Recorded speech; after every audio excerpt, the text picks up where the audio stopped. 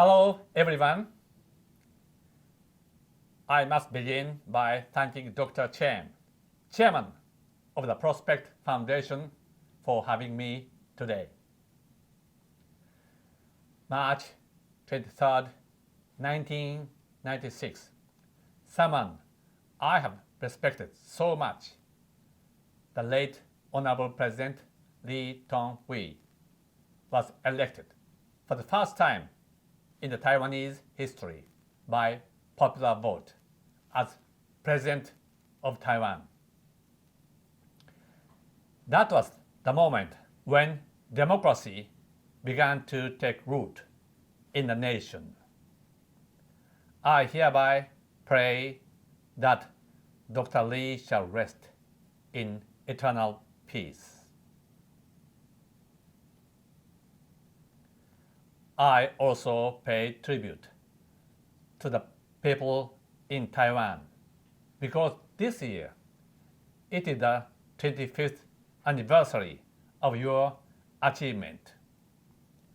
I'm glad that Taiwan, as a democratic entity, has taken part in the Leaders' Summit for Democracy. It was timely and well-deserved. My hearty congratulations to all the people in Taiwan. As President Biden says, democracy doesn't happen by accident. We have to defend it, fight for it, strengthen it, and renew it. And on that account, few nations embody that reality better than Taiwan. Now, what are the agendas to make democracy more robust for the future generations? First, Taiwan, the United States, and Japan have one common, important agenda. That is to never ever lose our faith in freedoms, in human rights, in the rule of law, and in democracy, for our children and their children to do the same, to cherish democracy. Here, Taiwan must be a leader because you deserve that.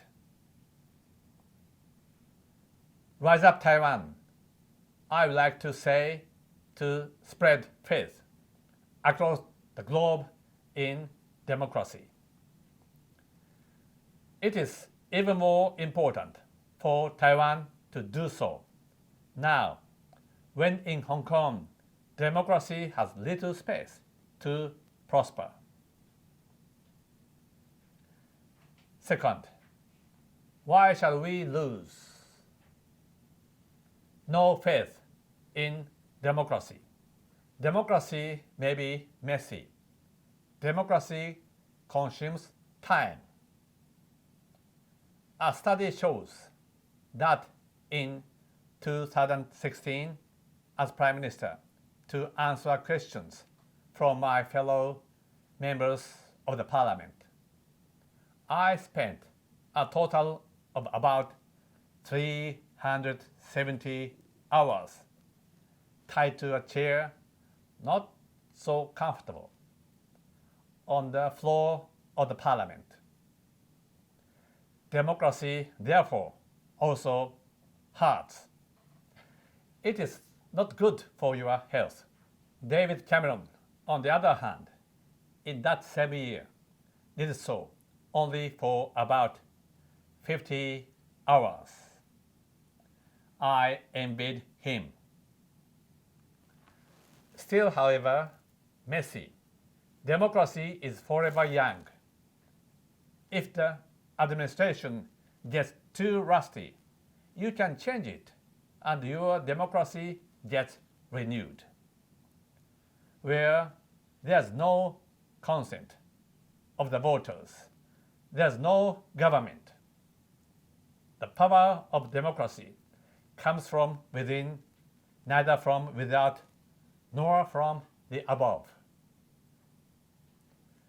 That is why, in the long run, democracy is strong.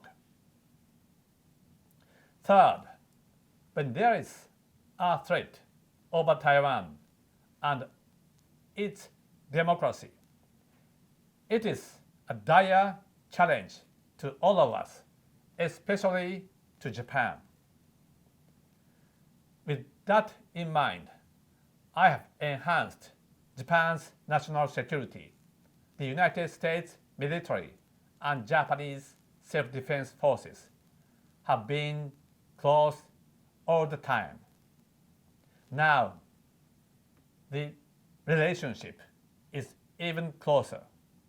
It is Japanese self-defense forces that provide security cover to U.S. military assets in and around the country every day. Lest we forget, weakness invites provocations. The three of us must stop no effort in building our capabilities in all domains, from the undersea, sea surface, airspace, to the cyber and outer space. To that end, let us consider new ways of sharing our knowledge and technologies even more effectively. Here's another point. An adventure in military affairs, if pursued by such a huge economy like China's, could be suicidal, to say the least. We must urge them not to pursue territorial expansion and refrain from provoking, often bullying, their neighbors, because it should harm their own interests. And yet again, we must have more partners to work with to make our voice heard with more strength. With that in mind, I worked hard, first to reinvest into the alliance with the US, second to widen our boundary from Asia-Pacific to Indo-Pacific, and third, to launch the Quad process.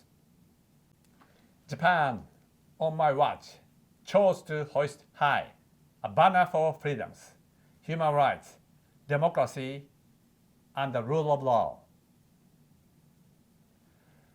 Not only India and Australia, countries such as France and the UK, and even more freedom-loving nations are gathering around that banner.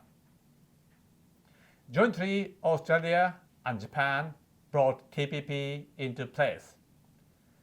It is a group of economies that hold a rules-based order very much dear. That is why the UK does qualify as a member, and so does Taiwan, without doubt. Finally, the United States, Japan, and other like-minded countries should work hard to bring Taiwan to international organizations of universal relevance. WHO comes on top of the list. There are many others. That is one important way for us to sow seeds of hope for the next generations of the Taiwanese.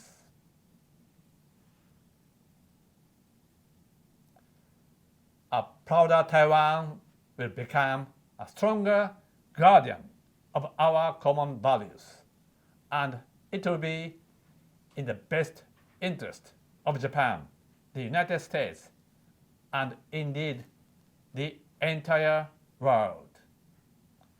Thank you very much.